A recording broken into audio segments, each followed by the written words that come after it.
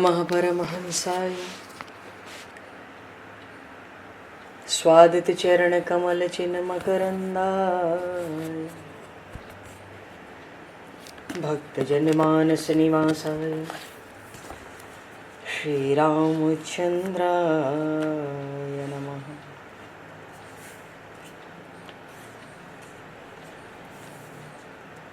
वंदे विदेहतनया पदपुंडरीकं केशौरसौरभसमाहत योगिचेतं हन्तुं प्रतापमनिशं मुनिहंससेव्यं सन्मानशालिपरिपीत परागपुञ्जम्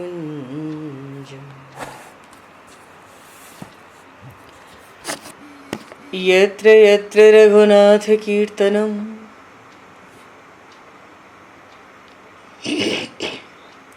तत्र तत्र कृतमस्तकाञ्जलिं बाष्पवारि परिपूर्णलोचनं मारुतं नमत राक्षसान्तकं कुन्द इंदुसमदेह उमारमण करुणायन जाहि दीन परनेह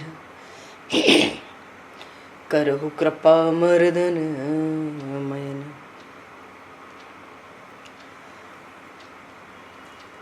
प्रहलाद नारद पराशर पुंडरीक व्यासे अम्बरीश शुक शौनक भीष्मदालभ्यां रुक्मांगद अर्जुन वशिष्ठ विभीषणादीन एतानहं परं भागवतान् नमामि। श्री सीतानाथ समारंभां श्री रामानन्दार्य मध्यमाम् अस्मदाचार्य पर्यन्तां वन्दे गुरु परम्पराम्।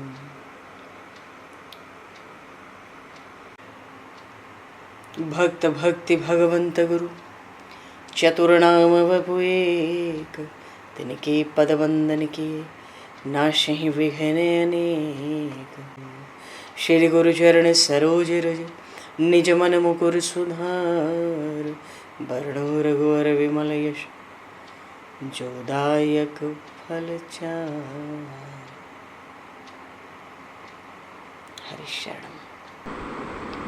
गोविंद जय जय गोपाल जय जय राधारमण हरि गोविंद जय जय। श्री राम जय जय रसिकेश जय जय श्री राम जय जय रसिकेश जय। सीतारमण राम रघुनाथ जय राधारमण हरि गोविंद जय। गोविंद जय जय गोपाल जय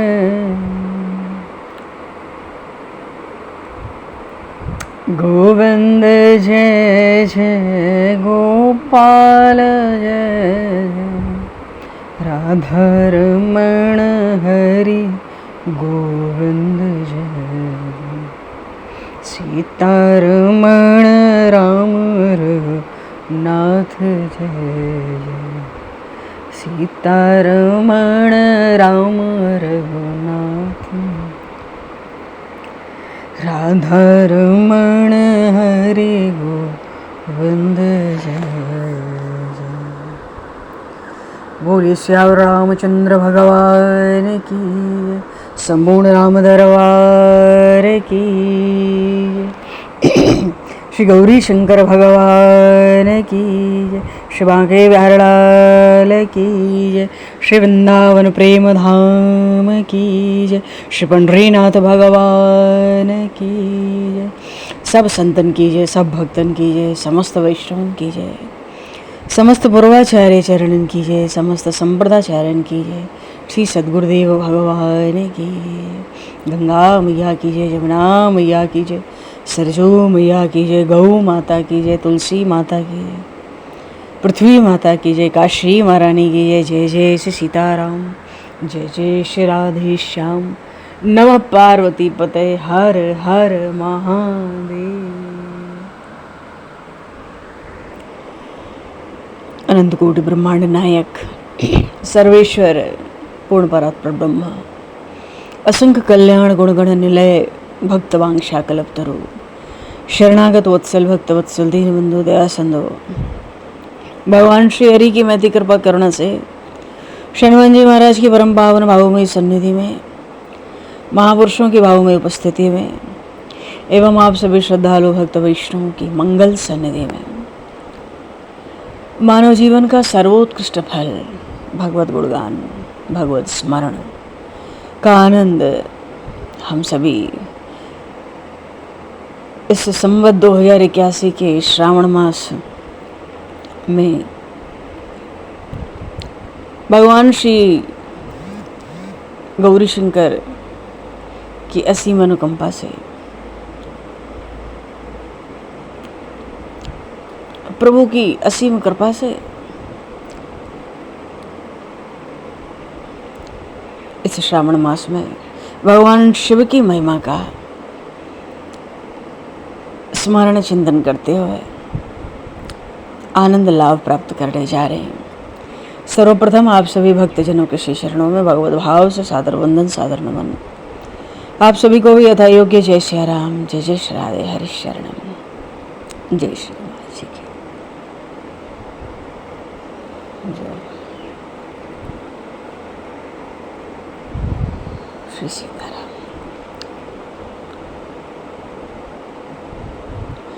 कर्पूर गौरम करुणावतारम संसार सारम भुजगेन्द्रहारम सदा वसंतं हृदयारविन्दे भवं भवानी सहितं नमामि, भवं भवानी सहितं नमामि।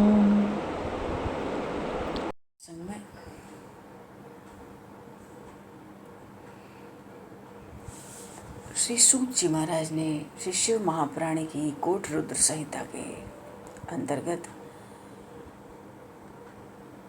भगवान पहले तो काशी जी का प्रागट्य, काशीपुरी की महिमा, फिर मणिकर्णिका का प्रभाव और पीछे श्री विश्वनाथ, बाबा विश्वनाथ का जो शिवलिंग है दशा समेत पर, उसकी महिमा का गान किया।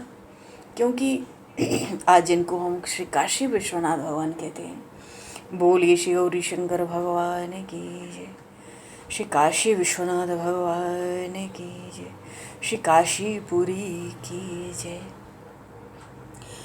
तो आज श्रद्धालु जन, भक्तजन जिसको काशी विश्वनाथ शिवलिंग कहते हैं, प्राचीन काल में, प्राचीन का अर्थ है आज से 450, 500, 550 वर्ष पूर्व उसी काशी विश्वनाथ के शिवलिंग को ही अविमुक्तेश्वर शिवलिंग कहते थे, जिसकी कथा यहाँ पर सूत जी ने श्रवण कराई। भगवान शिव ने साक्षात अपना अंश उसमें पधराया, तभी तो कहते हैं कि ये काशीपुरी ऐसी, हे पार्वती प्रभु कह रहे, न ज्ञान की अपेक्षा, न भक्ति की, न सत्कर्म की, न दान करना है यहाँ, न कोई संस्कार चाहिए, न ध्यान चाहिए, न नाम कीर्तन चाहिए, न पूजा चाहिए, कुछ नहीं चाहिए, उत्तम जाति भी नहीं चाहिए। जो कोई इस मोक्षदायक क्षेत्र में निवास करता है, अब चाहे जैसे मरा हो, जैसे शरीर छोड़ा हो, भगवान शिव कहते हैं मोक्ष प्राप्त कर लेता है निश्चित ही। और यहाँ रह के कोई कैसा भी भोजन, शयन, क्रीड़ा, विविध विलास क्रियाएं करे, बस अविमुक्त क्षेत्र में प्राण त्याग करने वाला प्राणी मोक्ष का अधिकारी हो जाता है। 5 कोस तक है, पर चारों दिशाओं में है। परिक्रमा करने जाएंगे तो वो 25 कोस में हो गई, किलोमीटर देखें तो 90 से कुछ कम, काशी की पंचक्रोशी परिक्रमा जिसको कहते हैं, 4 धाम 12 ज्योतिर्लिंग सब काशी में विराजमान है। जैसे हमारे यहाँ ब्रज में कहते हैं सब तीर्थ विराजमान है। कोई पुण्य कमाने ब्रज से बाहर जाए ये बात हो नहीं सकती, होती नहीं है, संभव नहीं है।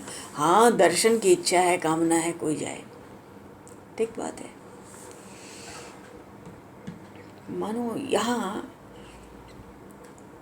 कहीं पर भी शरीर छोड़ देने पे, मर जाने पे प्राणी को अमृतत्व की प्राप्ति होती है। न तो यहाँ मरने वाले को शुभ अशुभ कर्म का फल भोगना पड़ता है और न प्रारब्ध भोगना पड़ता है। क्यों? संपूर्ण कर्मों का नाश काशीपुरी के अतिरिक्त कहीं होता नहीं है। तो काशीपुरी सब मोक्षदायिनी पुरियों में दुर्लभ है। मोक्ष की पुरियां कौन कौन सी हैं?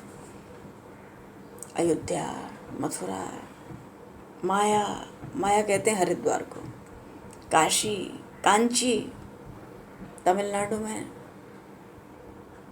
अवंतिका उज्जैन में, उज्जैनी, और द्वारिका। तो भगवान शिव कह रहे थे कि हर पुरी में तो सारूप्य मुक्ति मिलती है। अन्य जो मोक्षदायक क्षेत्र हैं, बाकी 6 जो सप्तपुरियों में जो 6 हैं काशी को छोड़कर, वहाँ जो मोक्ष मिलता है वो सारूप्य मिलता है। और काशी में प्राणियों को सर्वोत्तम सायुज्य मुक्ति प्राप्त होती है।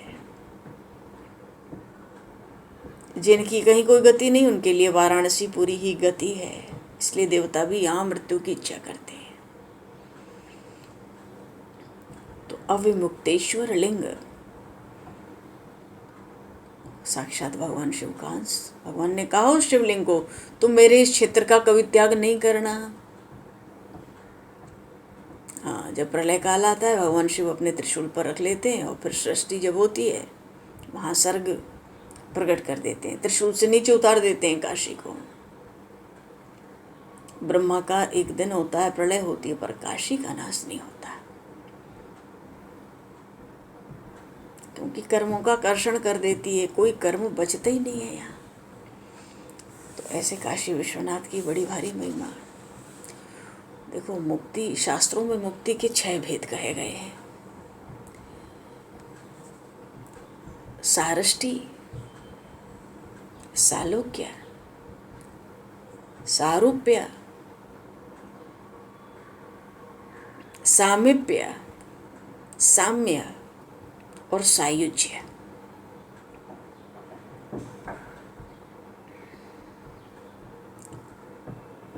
तो सारष्टि का अर्थ होता है ईश्वर के समान ऐश्वर्य प्राप्त हो जाना।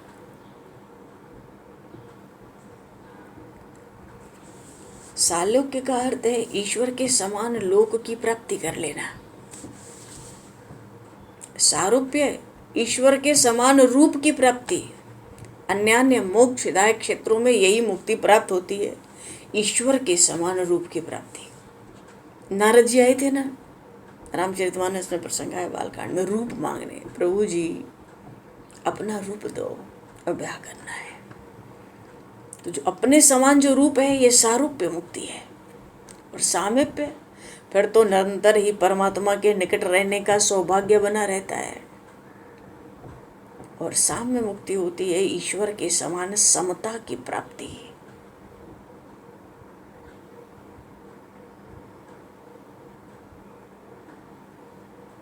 और सायुज्य, सब मुक्ति को प्राप्त करके ईश्वर में मिल जाना, 2 का भेद रहने ही नहीं देना।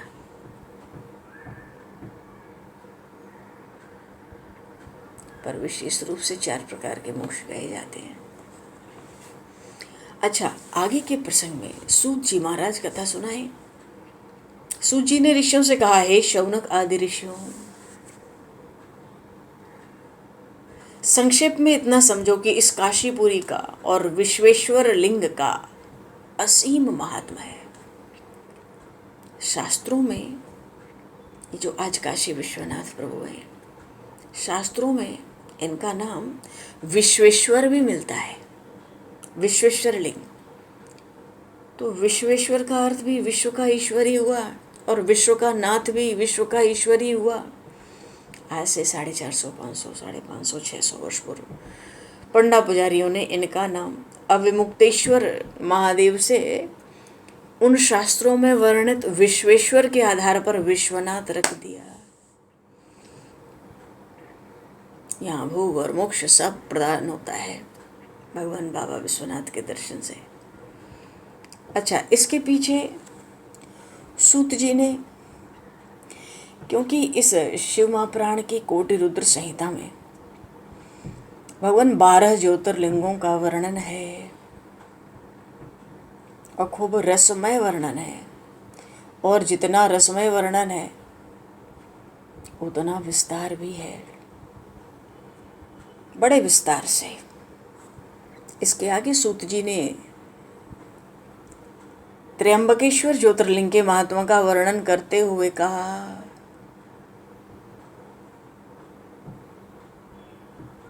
कथाएं तो इतनी हैं। गौतम ऋषि के प्रभाव का वर्णन किया पहले उसके लिए, और गौतमी गंगा के प्रादुर्भाव का भी आख्यान सुना दिया। गौतमी गंगा प्रकट कैसे हुई,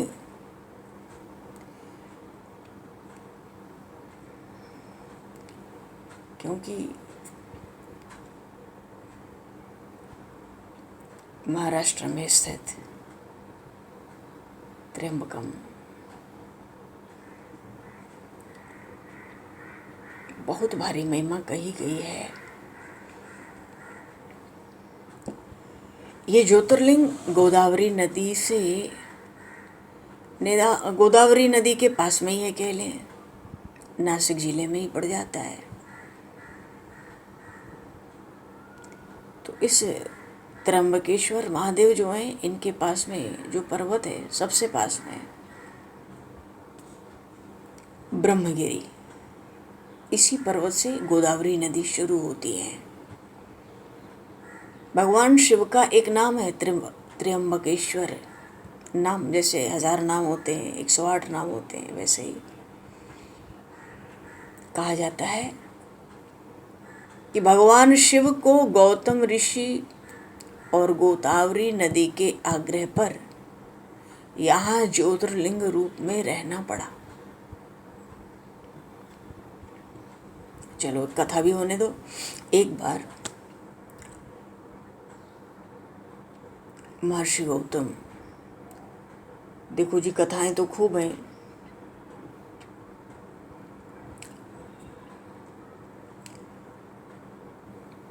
अच्छा, इसके पीछे सूत जी महाराज ने राक्षस राज रावण के द्वारा स्थापित बैजनाथ धाम में बैजनाथेश्वर नाम की ज्योतिर्लिंग, उनका महात्मा, अरे बड़ा कोई सीमा नहीं है इनके महिमा की, इतना भारी प्रभाव है।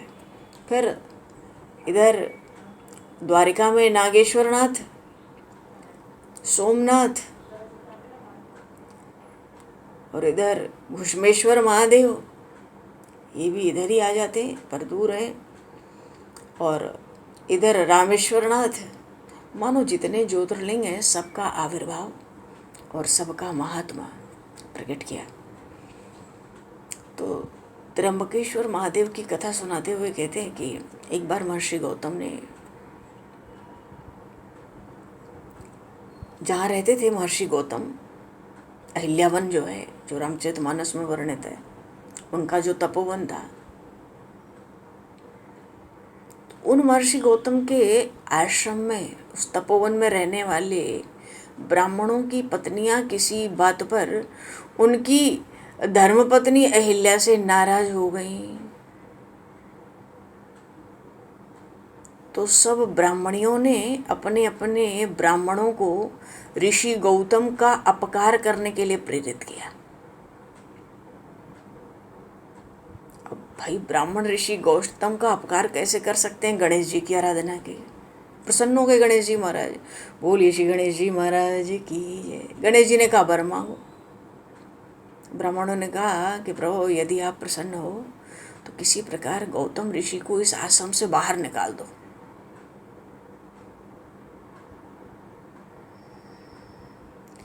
तो गणेश जी ने जब सुना ऐसा वर न मांगा जाए, समझाया ब्राह्मणों को, पर वो अपने आग्रह पे अटल रहे। गणेश जी महाराज विवश हो गए। भक्तों का मन रखने के लिए एक दुर्बल गाय का रूप धारण कर लिया और गौतम ऋषि के खेत में जाकर रहने लगे। अब जब गाय फसल चरने लगी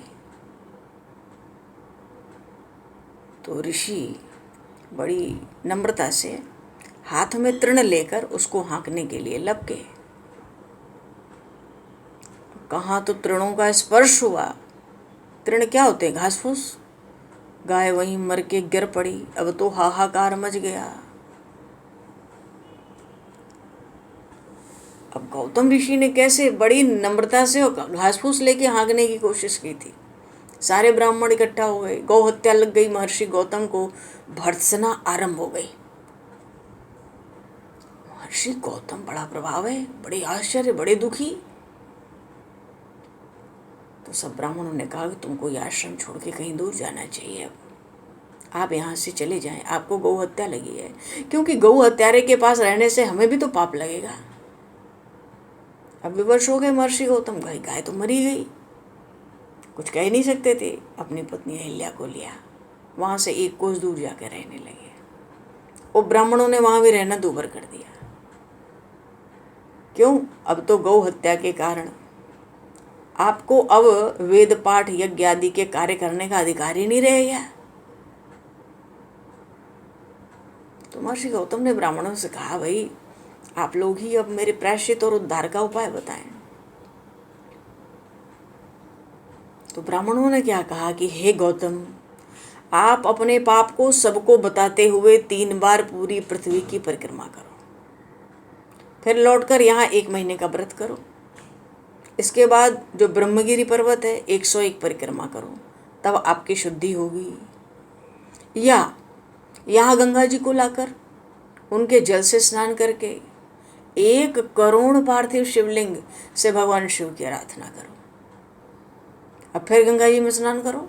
ये जो ब्रह्मगिरी पर्वत है 11 बार परिक्रमा करो।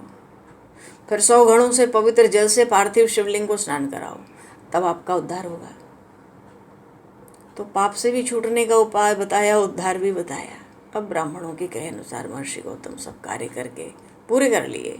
अपनी पत्नी अहिल्या के साथ एकदम तल्लीन होकर भगवान शिव की आराधना करने लगे। भगवान शिव प्रसन्न हुए, वर मांगने को कहा।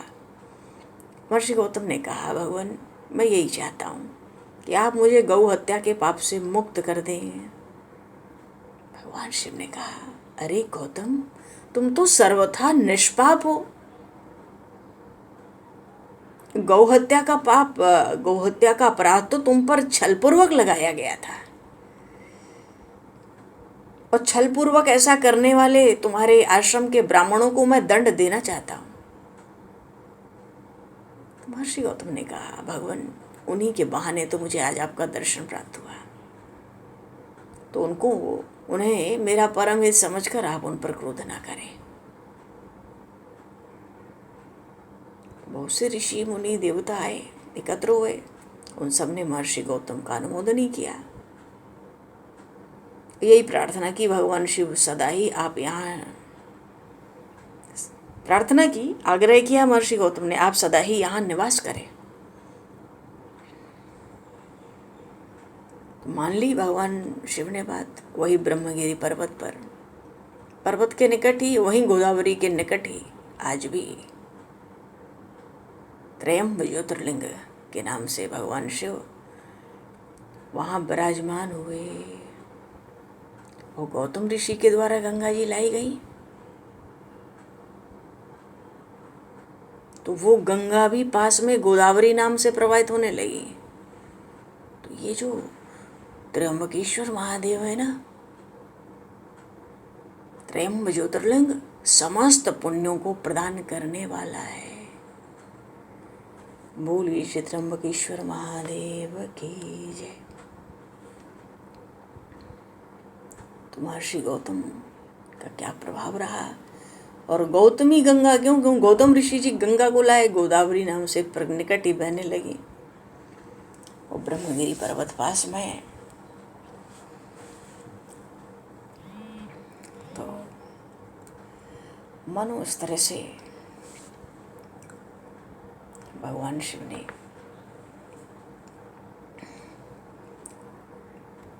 कृपा की और उधर सूत जी महाराज सबसे पहले 12 ज्योतिर्लिंगों का वर्णन करते चल रहे हैं। सबका प्राकट्य कैसे हुआ, सबका महात्मा क्या है, दर्शन का लाभ क्या है। और सोमनाथ, पुराणों में ये खूब कथाएं प्रचलित हैं। सोमनाथ ज्योतिर्लिंग कहा तो जाता है भारत का ही नहीं, इस पृथ्वी का पहला ज्योतिर्लिंग है। पौराणिक महत्व है, शास्त्रों की माने, अपने प्राचीन इतिहास को माने तो सृष्टि का सबसे पहला नगर हुआ था काशी, जो भगवान शिव ने प्रकट किया, पूर्व कथा में आया। पर सोमनाथ ज्योतिर्लिंग को भी इस पृथ्वी का पहला ज्योतिर माना गया है, और ये तो गुजरात राज्य के सौराष्ट्र क्षेत्र में। और शिव पुराण की बात माने तो शिव पुराण के अनुसार जब चंद्रमा को दक्ष प्रजापति ने क्षय रोग होने का श्राप दिया था, जो चंद्रमा ने इसी स्थान पर तप किया और इस श्राप से मुक्ति पाई थी इसी स्थान पर। ऐसा भी कहा जाता है कि इस शिवलिंग की स्थापना स्वयं चंद्रदेव ने की थी। अब विदेशी आक्रमणों की कहें तो 17 बार नष्ट हो चुका है, पर हर बार बिगड़ता है और बनता रहा है। बड़ी भारी महिमा इन जितने भी ज्योतिर्लिंग हैं, सोमनाथ जी के ज्योतिर्लिंग के दर्शन से, पूजन से, आराधन से भक्तों की जन्म जन्मांतर के सारे पाप समाप्त हो जाते हैं। भगवान शिव की कृपा के पात्र बनते हैं। तो जितने भी 12 ज्योतिर्लिंग हैं,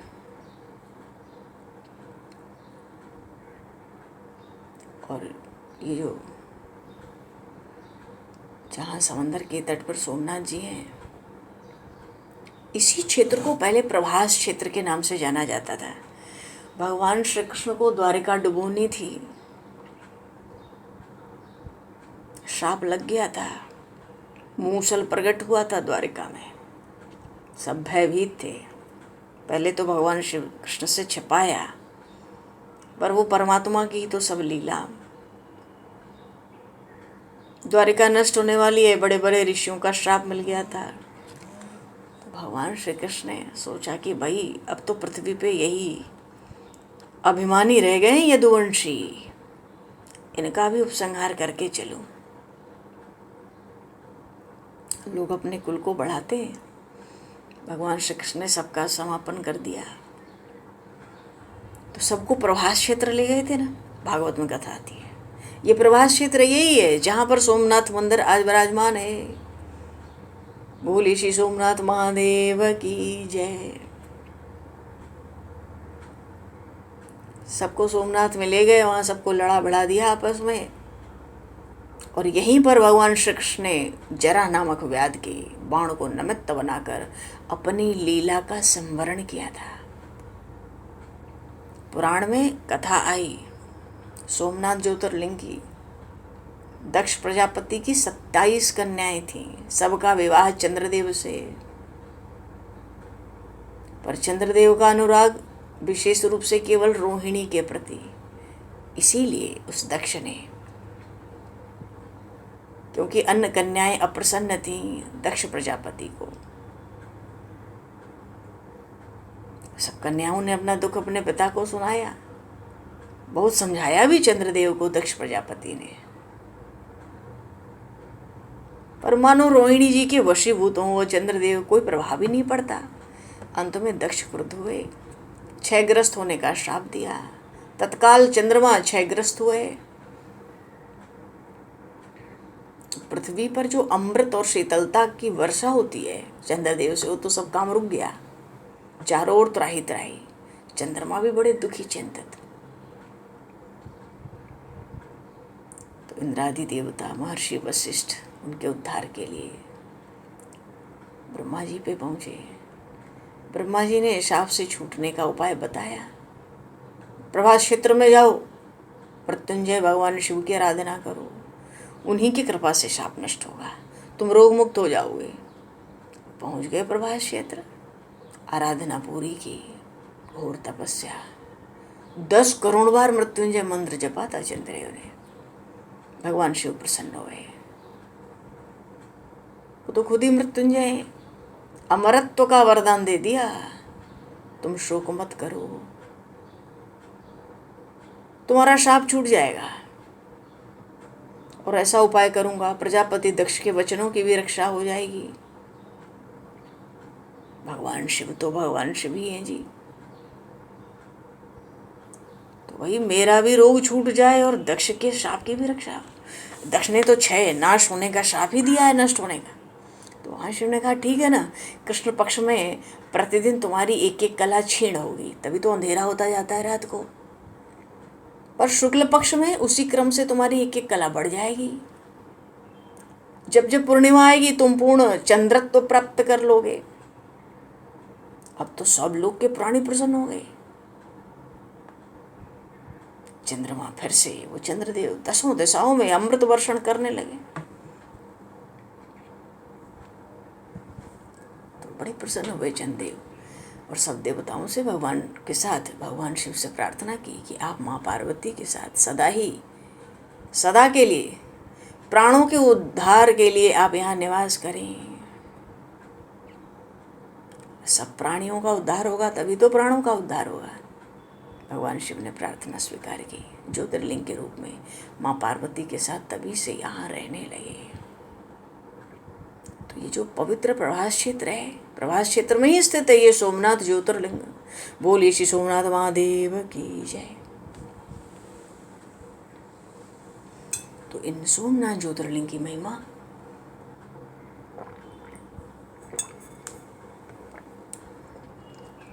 महाभारत में, श्रीमद् भागवत में, स्कंद पुराण आदि में बड़े विस्तार से। अब चंद्रमा का ही एक नाम तो सोम है और भगवान शिव को उन्होंने अपना स्वामी मान लिया, तो नाम पड़ गया सोमनाथ, चंद्रमा के स्वामी साक्षात भगवान शिव।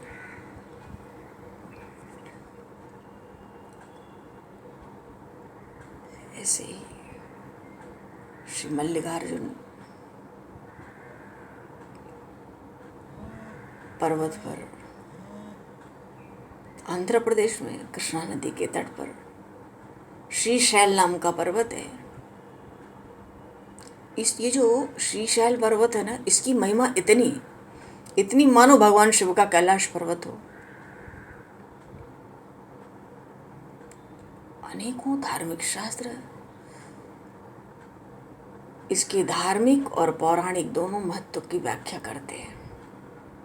इसके तो दर्शन मात्र से ही व्यक्ति को सब पापों से मुक्ति मिलती है।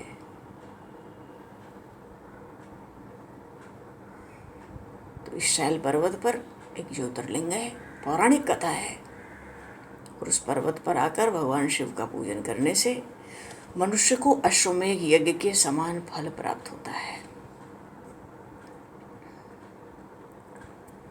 तो जितने ज्योतिर्लिंग, ये कथा तो आ भी चुकी है, स्वामी कार्तिकेय चले गए होते नाराज होकर, भगवान शिव माँ पार्वती वहाँ पहुँचते रहते हैं। तो इन मल्लिकार्जुन शिवलिंग का दर्शन पूजन और अर्चन करने से भक्तों को सब सात्विक मनोकामनाएं पूर्ण होती हैं। भगवान शिव के चरणों में प्रीति स्थिर होती है, दैहिक दैविक भौतिक सब बाधाएं दूर। और मध्य प्रदेश में महाकालेश्वर, सूत जी बड़े विस्तार से कथा सुनाते हैं।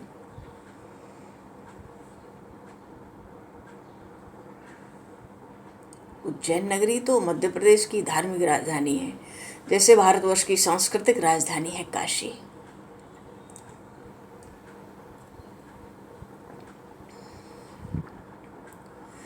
श्री महाकालेश्वर ज्योतिर्लिंग की विशेषता ये है कि ये एकमात्र दक्षिण मुखी ज्योतिर्लिंग है।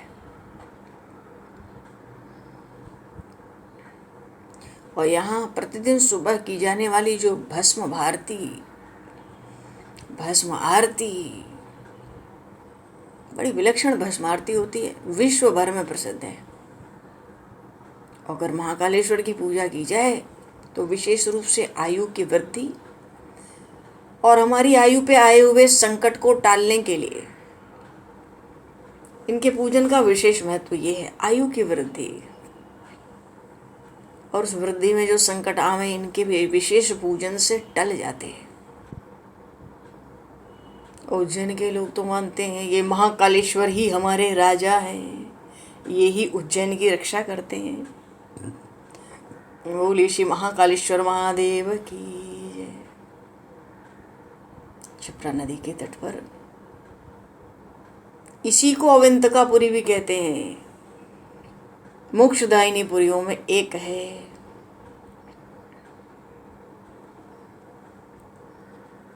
बड़ी सुंदर सुंदर इनकी कथाएं भी हैं। ओंकारेश्वर महादेव का क्या पूछना, ये भी मध्य प्रदेश में है, इंदौर के पास, नर्मदा नदी पास में है। तो जिस पहाड़ी पे चारों ओर नदी बहती है, ओम आकार बनता है, तभी तो इनका नाम ओंकारेश्वर है। ओंकार, ये जो ओम शब्द है, इसकी उत्पत्ति ब्रह्मा जी के मुख से हुई है। तो कोई भी धार्मिक शास्त्र या वेदों का पाठ ओम के साथ ही किया जाता है। ये ज्योतिर्लिंग ओंकार, ओम का आकार लिए हुए, इस कारण इसका नाम ओंकारेश्वर रखा गया। ओंकारेश्वर महादेव के नाम से जाने जाते हैं। बोले श्री ओंकारेश्वर महादेव की जय। ऐसे जी। और भगवान केदारनाथ का क्या पूछना है। उत्तराखंड में श्री केदारनाथ ज्योतिर्लिंग बद्रीनाथ जी महाराज के मार्ग में ही है। समुद्र तल से देखो तो बड़ी ऊंचाई है। स्कंद पुराण और शिव पुराण में खूब वर्णन मिलता है इन भगवान केदारनाथ का। ये तीर्थ भगवान शिव को अत्यंत प्रिय है। जिस प्रकार कैलाश का महत्व है, उसी प्रकार का महत्व भगवान शिव ने केदार क्षेत्र को भी दिया है। बोली श्री केदारनाथ महादेव की। अलकनंदा के सुंदर तट पर बद्रीनारायण है। अलकनंदा मंदाकिनी दोनों नदियां नीचे रुद्रप्रयाग में मिलती हैं। जाके नीचे और नीचे देवप्रयाग में आकर भागीरथी गंगा से मिल जाती हैं। तो ऐसे परम पावन गंगा जी में स्नान करने वालों को भी श्री केदारेश्वर और बद्रीनाथ के चरणों को धोने वाले जल का स्पर्श सुलभ हो जाता है। अत्यंत पवित्र पुण्य फलदायी।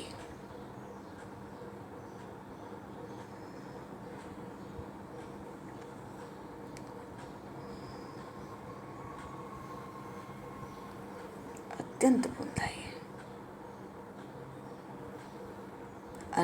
अनंत रत्नों से, अनंत रत्नों के जनक ही हैं कह लो। अतिशय पवित्र, तपस्वियों, ऋषियों, सिद्धों, देवताओं के निवास भूमि, पर्वतराज हिमालय के केदार नामक अत्यंत अत्यंत शोभाशाली शिखर पर, वहीं पे तो महातपस्वी भगवान नर नारायण ने बहुत वर्षों तक भगवान शिव को प्रसन्न करने के लिए तपस्या की। कई हजार वर्ष तक निराहार रहे, एक पैर पे रहे, भगवान शिव का नाम जपते रहे। तब सब लोगों में उनके तपस्या की चर्चा थी। पीछे कठिन साधना से भगवान शिव प्रसन्न हुए, प्रत्यक्ष दर्शन दिया नर नारायण भगवान को। अब तो दर्शन करके भोलेनाथ का भाव विह्वल हो गए, आनंद विभोर हो गए। बड़ी पवित्र स्तुतियों से, मंत्रों से उनकी पूजा अर्चना की। भगवान शिव ने अत्यंत प्रसन्न होकर वर मांगने को कहा। तो उन नर नारायण ने क्या कहा, हे देवादिदेव महादेव, आप हम पर प्रसन्न हो तो तो भक्तों के कल्याण के लिए, आप सदा सर्वदा के लिए अपने स्वरूप को ही यहाँ स्थापित करने की कृपा करें।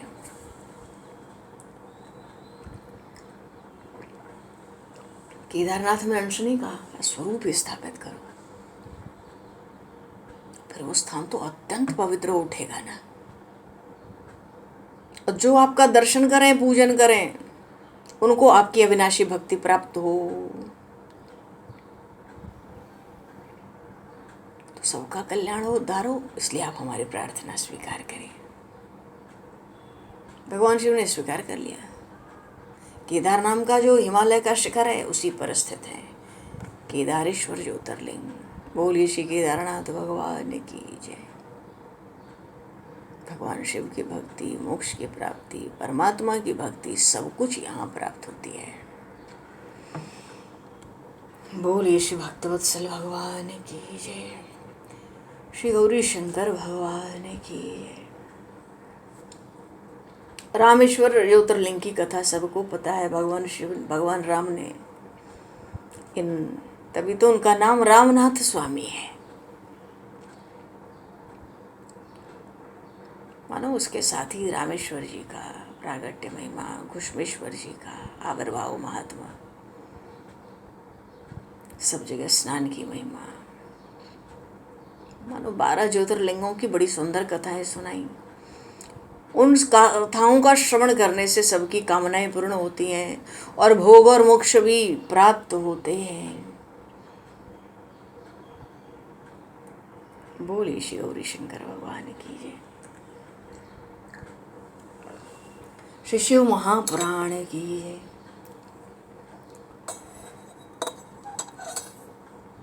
सब संतन की जय, सब भक्तन की जय, सब गुरुदेव भगवान की जय। भगवान समय को दृष्टिगत करते हुए आज यहीं पर वाणी को विराम। वाक्य पुष्पांजलि प्रभु के श्री चरणों में सादर समर्पित आप सभी को यथा योग्य है। जय श्री राम, जय जय श्री राधे, हरि शरणम, जय श्री हनुमान जी की जय श्री राम, जय जय श्री राम, जय श्री हरि शरणम,